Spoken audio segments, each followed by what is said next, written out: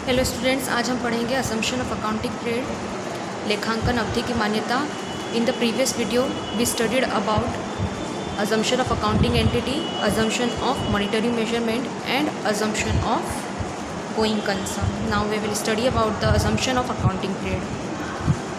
Accounting period refers to the span of time at the end of which the financial statement of an enterprise are prepared to know profit or loss of the particular period. लेखांकन अवधि से तात्पर्य समय के उस विस्तार से है जिसके अंत में व्यावसायिक संगठन वित्तीय विवरण बनाता है, यह पता करने के लिए कि उसे समय विशेष में लाभ हुआ या हानि। ठीक है, तो यहाँ आपको बताया गया है कि लेखांकन अवधि या अकाउंटिंग पीरियड क्या होता है। तो अकाउंटिंग पीरियड एक ऐसी समय अवधि, एक ऐसा टाइम पीरियड है जिसके एंड में क्या करता है, बिजनेस फाइनेंशियल स्टेटमेंट बनाता है। अब यहाँ देखना है आपको कि फाइनेंशियल स्टेटमेंट आखिर क्या होता है। तो फाइनेंशियल स्टेटमेंट जो होती है, वो जो वित्तीय विवरण जो होते हैं, वो एंटरप्राइज के जो है लाभ और हानि पता करने में मदद करते हैं। फाइनेंशियल स्टेटमेंट्स के अंदर दो चीज़ शामिल होती है, एक प्रॉफिट एंड लॉस अकाउंट जिसको हम लाभ हानि खाता बोलते हैं, और दूसरी होती है आपकी बैलेंस शीट जिसको हम चिट्ठा बोलते हैं। तो यहाँ पे लाभ हानि खाता, प्रॉफिट एंड लॉस अकाउंट से हमको क्या पता पड़ता है, एंटरप्राइज को ये पता पड़ता है कि एक पर्टिकुलर पीरियड के बाद उसको प्रॉफिट हुआ है या लॉस हुआ है, through profit and loss account, लाभ हानि खाता।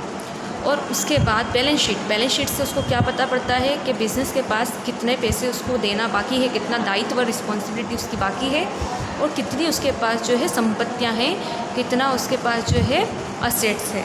तो ये फाइनेंशियल स्टेट्स में आपको असेट्स और लायबिलिटी बताती है, रिस्पॉन्सिबिलिटीज़ बताती है। तो यहाँ पे जो फाइनेंशियल स्टेटमेंट प्रिपेयर करता है कोई भी बिज़नेस, तो वो एक समय अवधि के बाद, एक पीरियड के बाद प्रिपेयर करता है। उस समय अवधि को, उस पीरियड को क्या बोलते हैं, हम अकाउंटिंग पीरियड बोलते हैं या लेखांकन अवधि बोलते हैं।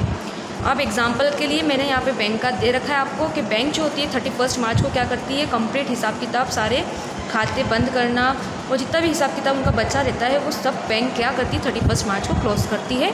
तो यहाँ पे बैंक का अकाउंटिंग पीरियड कौन सा होता है, 1 अप्रैल से 31 मार्च, मतलब 12 महीना। एनुअली वो क्या करती है, पूरा साल का जो हिसाब किताब होता है वो 31 मार्च को कंप्लीट करती है। ऐसे ज़्यादातर जो बिज़नेस होते हैं, most of the business having 1 year of accounting period, ज़्यादातर बिज़नेस का 1 साल का ही अकाउंटिंग पीरियड होता है एनुअली। या तो वो 1 अप्रैल से 31 मार्च होता है, या वो 1 जनवरी टू 31 दिसंबर होता है। मोस्टली 1 साल का होता है।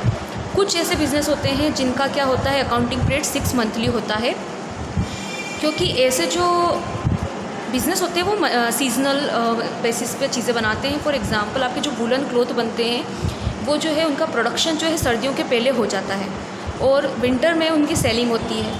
तो उनका अकाउंटिंग का जो काम होता है सेलिंग के बाद होता है, इसलिए उनका 6 मंथली क्या होता है, वो 6 मंथ का अकाउंटिंग पीरियड मोस्टली रखते हैं। तो कुछ जो सीजनल होते हैं, जो इंडस्ट्री या जो बिज़नेस सीजनल मैन्युफैक्चरिंग करते हैं, सीजनल सेलिंग करते हैं, तो उनके लिए अकाउंटिंग पीरियड में डिफरेंस आ सकता है। बट जो कॉमन बिजनेसेस है, बैंक्स है, ऐसे इंस्टीट्यूट का जो अकाउंटिंग पीरियड होता है वो 1 साल का होता है। अब हम क्यों अकाउंटिंग पीरियड की यहाँ बात कर रहे हैं, आप अब यहाँ पे देख लीजिए। इस मान्यता के अनुसार क्या है कि अगर आप कोई भी बिज़नेस कर रहे हैं, कोई भी इंडस्ट्री आपने खोली है, तो आपको क्या होना चाहिए, एक अकाउंटिंग पीरियड फिक्स करना चाहिए, आपको एक लेखांकन अवधि फिक्स करना चाहिए कि इतने महीने बाद या इतने साल बाद हम क्या करेंगे, जो भी वित्तीय विवरण है, लाभ हानि का पता करेंगे और हमारी जो है फाइनेंशियल पोजीशन, हमारी आर्थिक स्थिति का पता करेंगे हमारे बिजनेस की। तो वो जो समय अवधि ये फ़िक्स करना क्यों ज़रूरी है, ये फ़िक्स करना इसलिए ज़रूरी है कि अगर बाय चांस आगे जाके आप चाहते हैं कि मैं जो है पिछले साल मुझे इतना नुकसान हुआ है, इस साल मुझे प्रॉफिट हुआ है, तो मैंने इस साल ऐसा क्या करा जो मुझे प्रॉफिट हुआ, तो आप कंपेयर करेंगे। ऑब्वियसली आप कंपेयर करेंगे आपके लाभ हानि खाते को, आप कंपेयर करेंगे आपके बैलेंस शीट को। तो आप कंपेयर कैसे करेंगे, अगर आपने एक मान लीजिए कि अकाउंटिंग पीरियड पहले साल आपने 12 महीने का रखा और दूसरे साल आप क्या करते हो, अकाउंटिंग पीरियड को 14 महीने का रखते हैं, तो क्या आप 14 महीने के प्रॉफिट को 12 महीने के प्रॉफिट से कंपेयर कर पाएंगे? बहुत मुश्किल होगा, और अगर कंपेयर कर भी देंगे तो उसमें गलती हो सकती है। इसलिए अकाउंटिंग पीरियड फिक्स करना ज़रूरी है। अगर आपने इस साल भी 1 साल का रखा है, नेक्स्ट ईयर भी अगर आप 1 साल का ही अकाउंटिंग पीरियड रखते हैं, तो आप जो है आपके लाभ हानि खाते को, आपके प्रॉफिट लॉस अकाउंट को और बैलेंस शीट को ईजिली कंपेयर कर लेंगे, क्योंकि दोनों क्या है, 1-1 साल के हैं, 12-12 महीने के। तो आपको पता पड़ जाएगा कि 12 महीने में मुझे इस बार 10,000 का प्रॉफिट हुआ है और 12 महीने में मेरे को पिछली बार जो है 1,000 का लॉस हुआ था। यहाँ पे आपको कंपैरिजन आसान होगा अगर आपका पीरियड फिक्स होगा तो।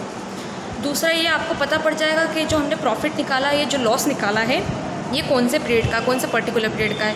प्रॉफिट और लॉस, चलो ठीक है प्रॉफिट हुआ, चलो ठीक है लॉस हुआ बिजनेस में, लेकिन कितने समय का हुआ कैसे पता पड़ेगा। जब आपका पीरियड फिक्स होगा तो आपको पता पड़ेगा कि हाँ ये 1 साल का हुआ है या ये 2 साल का हुआ है। तो कोई भी बैलेंस शीट अगर आप उठा लेंगे या कोई भी प्रॉफिट एंड लॉस अकाउंट आप उठा लेंगे, कितना भी पुराना क्यों ना हो, आपको ये पता होगा कि ये 1 साल का ही है, क्योंकि आपका अकाउंटिंग पीरियड क्या है, लगातार कांस्टेंट है, आपने हमेशा 1 साल का ही अकाउंटिंग पीरियड यूज़ करा है।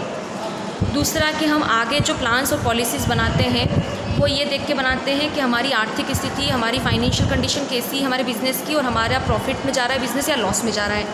जो प्रॉफिट और लॉस होता है बिज़नेस में, और जो फाइनेंशियल कंडीशन होती है बिज़नेस की, जो कि फाइनेंशियल स्टेटमेंट से, वित्तीय विवरणों से पता करी जाती है। तो ये वित्तीय विवरण जो है इनका सही समय अवधि में बनना ज़रूरी है। अगर आपने सही समय अवधि में नहीं बनाया तो आपके जो आगे प्लान्स और पॉलिसीज़ जो आप बनाएंगे वो गलत बन सकती है। तो आगे की प्लान्स और पॉलिसीज़ बनाने के लिए हमें एक पर्टिकुलर अकाउंटिंग पीरियड पता होना चाहिए। उस पर्टिकुलर अकाउंटिंग पीरियड में हमको कितना लाभ हुआ है और कितना नुकसान हुआ है ये भी हमें पता होना चाहिए।